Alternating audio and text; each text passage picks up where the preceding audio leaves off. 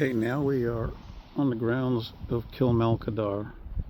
In general, this monastic site and church dates back, you see there's sheep guarding things, dates back to the 6th century, although the church on this site was probably built in the 12th century. There's a lot of interesting things here. Of course, you can see there's a lot of burials from the 20th and 21st centuries, but there's things going back 1,000+ years.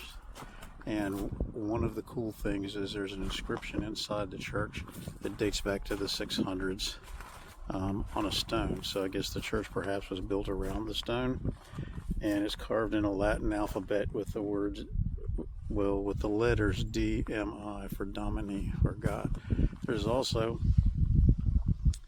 a standing stone here with a hole in it that has its own legends, and I will let you look that up on your own if you're interested.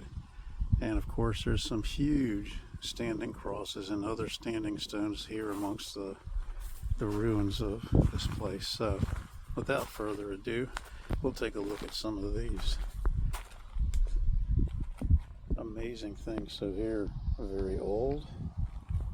Over here, very new.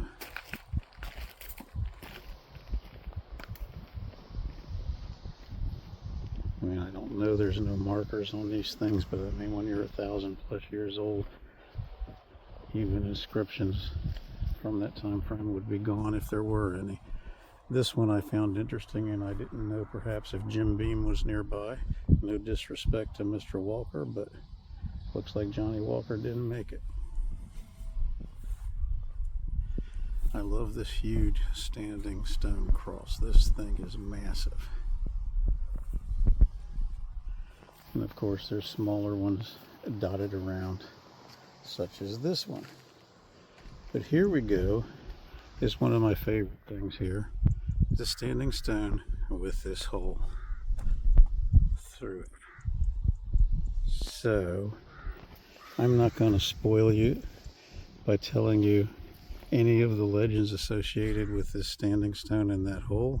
You can look them up for yourself.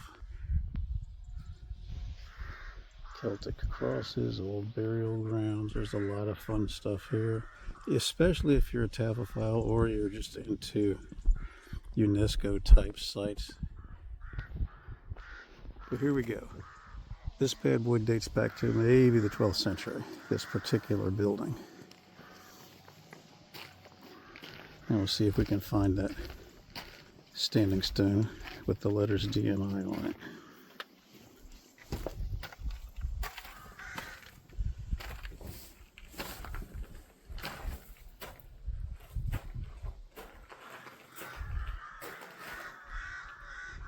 I like the way they use the Romanesque style columns when they built this.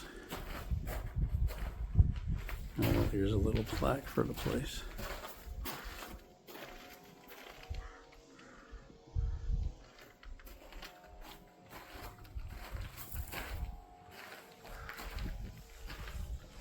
In the central arch, and here we go. Here is our standing stone.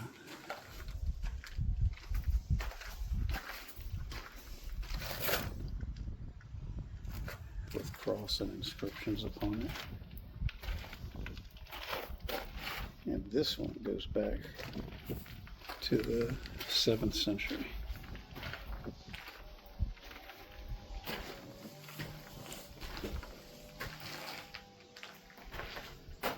So I assume that they built the church around that standing stone in order to incorporate it from a previous site when they built this site 600 years later. Or this particular building 600 years later.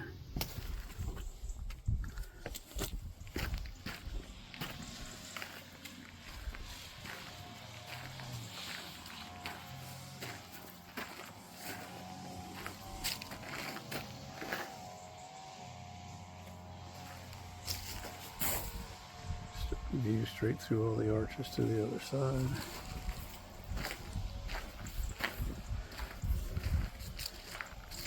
Giant slabs that perhaps they hold old saints and perhaps they hold vampires. I don't know. This one has a chain attached to it, so it's a piece of iron. So apparently at some point in modern history, it's been used and opened.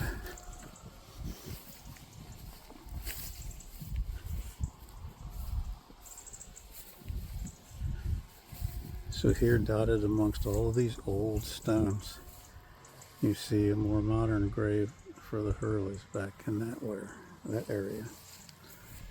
But here is a view of the church. Of course, that's Dingle Bay and all of Western Kerry. Well,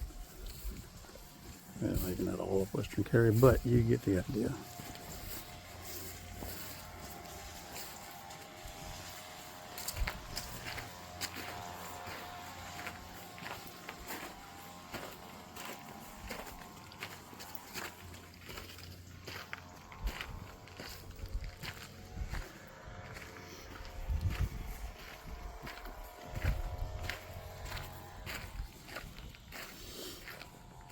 I like these old stones like this one because even though it was a monastic site of sort in churches, it reminds me of Mjolnir, like maybe the presence of some of the Viking beliefs still persisted for a while.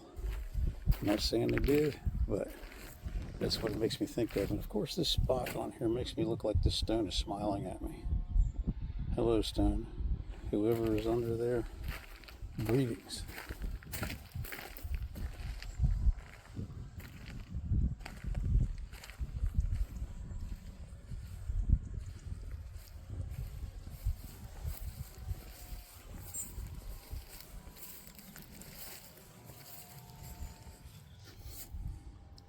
These kind of things always intrigue me, but there's no stone.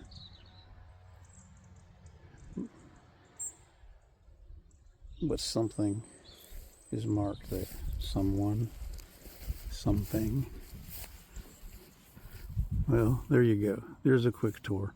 If you want to see more, get on a plane, get in a car, make your way out here. That's it from Western Ireland.